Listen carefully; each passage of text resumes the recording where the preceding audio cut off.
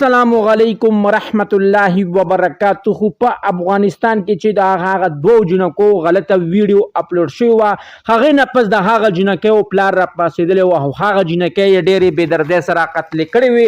اوس د هغه جنکو د مور تازه انټرویو راغلی ده او هغې مور د خپل لوریانو د مرګ په باره کې ټول حقیقت بیان کړو. ملګرو که تاسو په دې ویډیو کې د هغه جنکو د بوډۍ مور خبرې اورېدل غواړئ، نو که تاسو زموږ چینل کې نوي وئ نو مهرباني وکړئ زموږ د چینل مخه در سره سبسکرایب کړئ او خوا کې ورسره د ټلۍ بټن ووهئ چې تاسو ته زموږ خبر ډېر زر در رسي. ملګرو ډېر د افسوس مقام دی چې هغه بل ورځ په افغانستان کې یو دکاندار یو دوه جنکو سره غلط کار هم کړی و او باقاعدې ته نه بیا ویډیو هم کړې وه او هغه ویډیو په سوشل میډیا باندې هم چلیدلې وه.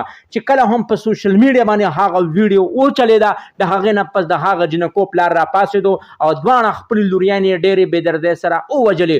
اوس د هغه جنکو د مور تازه انټرویو مخې ته راغلی ده او هغه په انټرویو کې په چغو چغو باندې جړلي دي. د هغه جنکو مور دا وینا ده چې زما لوریانې بې ګناه دي، ځکه چې هغه دکاندار زما لوریانو ته داسې د کوم شیز لالچ ورکو چې زما لوریانې غلط کار دپاره تیارې شوې، ځکه چې زما لوریانو خو ډېر د حیا او د عزت ژوند تېر کړی و. خو ما ته که پته وی چې زما لوریانو سره به هلته کې غلط کار کېږي نو ما به خپل لوریانې بلکل دغه دکاندار ته نه وي پرېښي او نه به مې دکان ته پرېښي وي. نو ملګرو ډېر د افسوس مقام دی.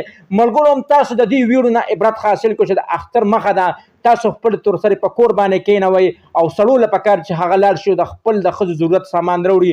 الله مکه داسې کار تاسو هم کېدی شي، الله مکه تاسو هم په دشمنۍ باندې اوښتی شئ. ملګرو زما د ویډیو کې ستاسو لپاره ډېر غټ نصیحت دی. ملګرو دا زما ویډیو باندې تاسو ډېر نصیحت وکړئ، خپل تورسرې بلکل بازار ته مه پرېږدئ، ځکه چې څومره هم حیا عزت ستا په کور پاتې شي دومره به ښه شي. الله مکه که ته بې عزته شوې نو ستا به قام قبیله کې هېڅ نوم پاتې نه شي. لکه څنګه چې دغه پلار مجبوره شو، یو سړی هم دا نه غواړي چې زه خپل د تن غوښې په خپل لاسونو باندې وشکوم، خو هغه دې خلکو ورته پیغورونه وکړل او د هغه ویډیو د لاسه هغه پلار د غیرت په نوم باندې دواړه خپلې لورینې ډېرې بې دردۍ سره قتلې کړې. ملګرو تاسو موږ دا غواړو، الله مکه داسې کار تاسو سره ونه شي. ملګرو دا زما ویډیو بس تاسو ډېره خوښه شوې وي.